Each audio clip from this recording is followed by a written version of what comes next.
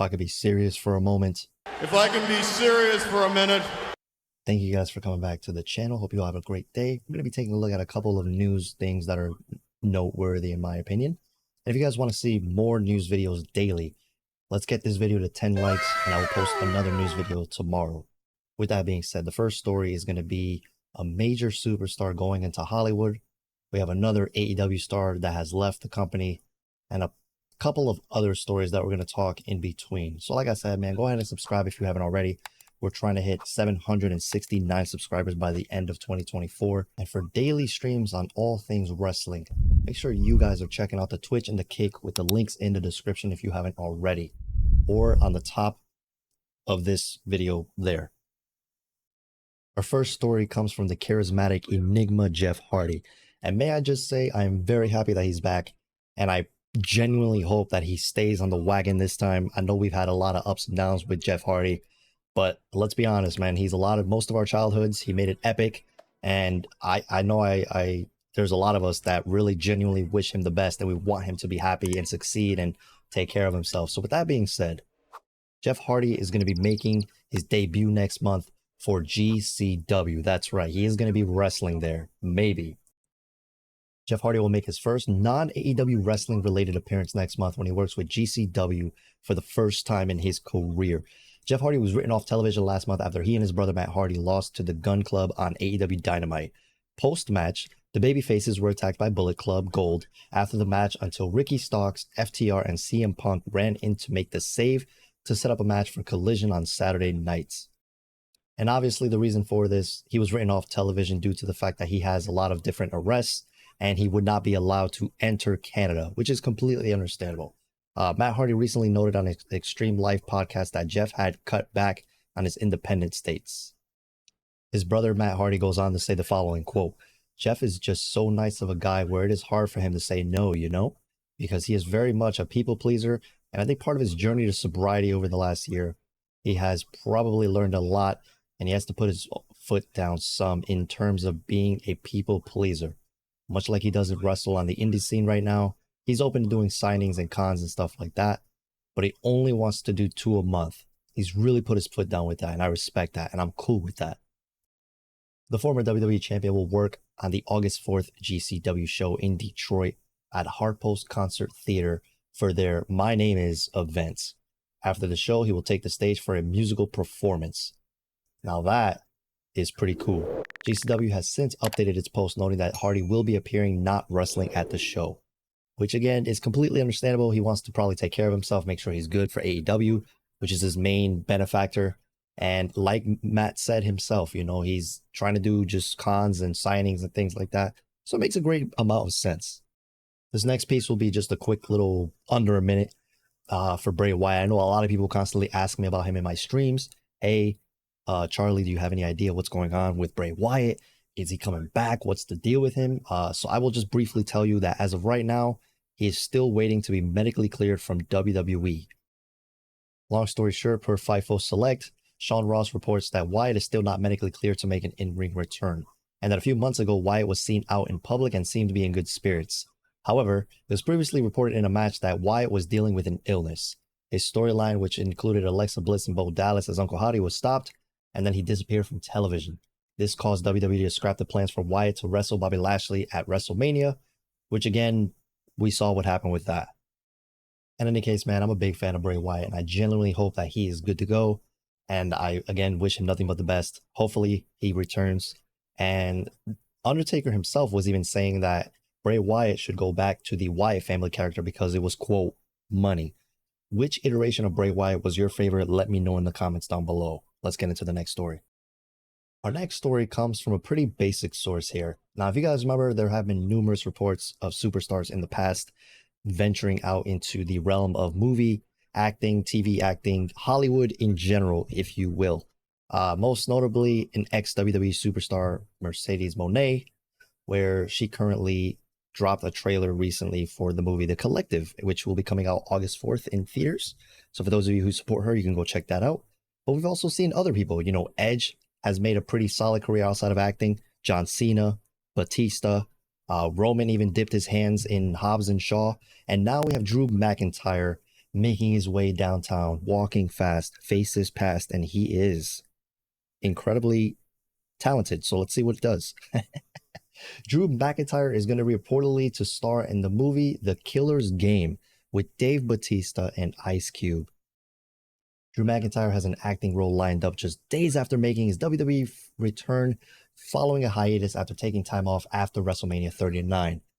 McIntyre returned to take out the Intercontinental Champion Gunther at Money in the Bank.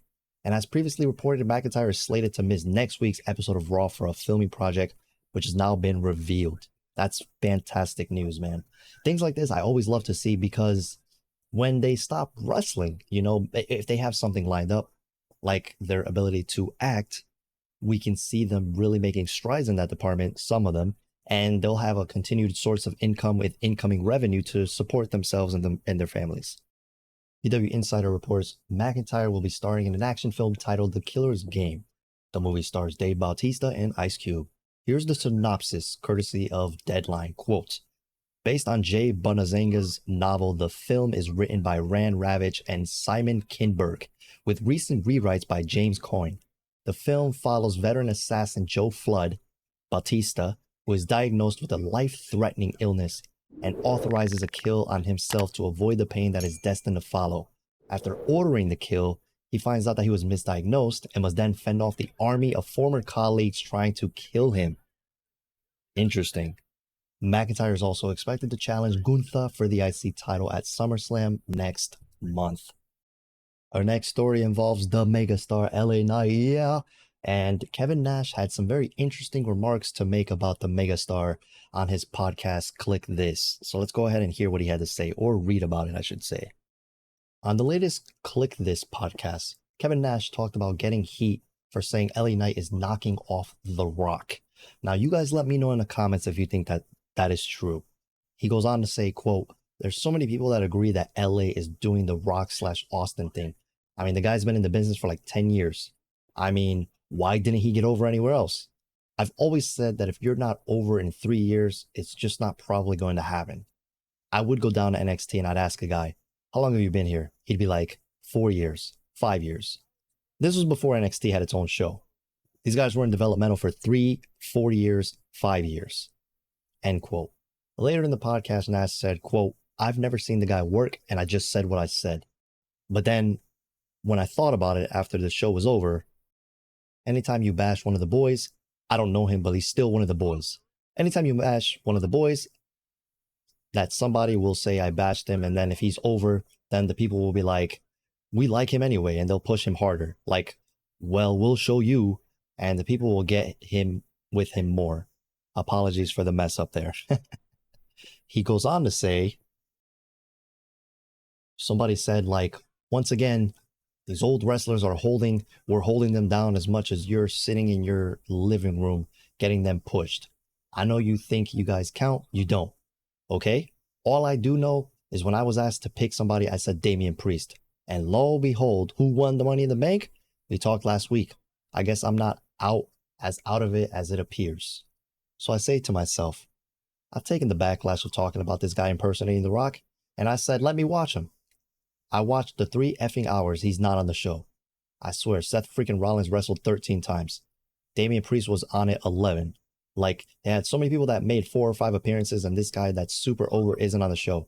Today I Googled him, and I'm like, okay, is he hurt? What's going on? In Cardiff, he worked with Bray and that night and did the job to somebody that's getting ready to retire.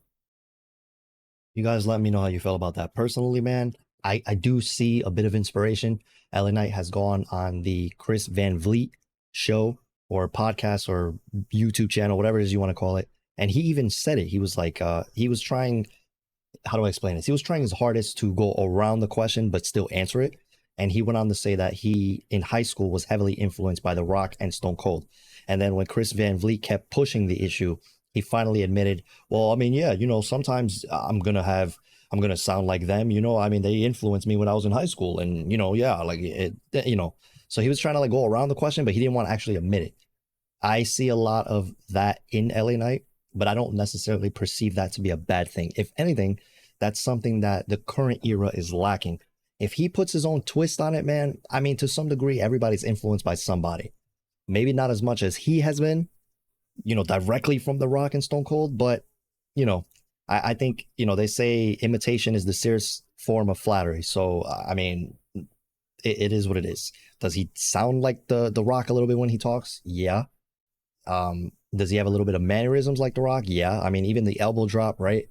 Um, Again, I'm good with it personally. I don't have an issue with it. I like LA Knight, and I think that I'm glad that he's finally getting his flowers, because when he was Eli Drake, he was not used the way he should have been on Impact, and I stand by that.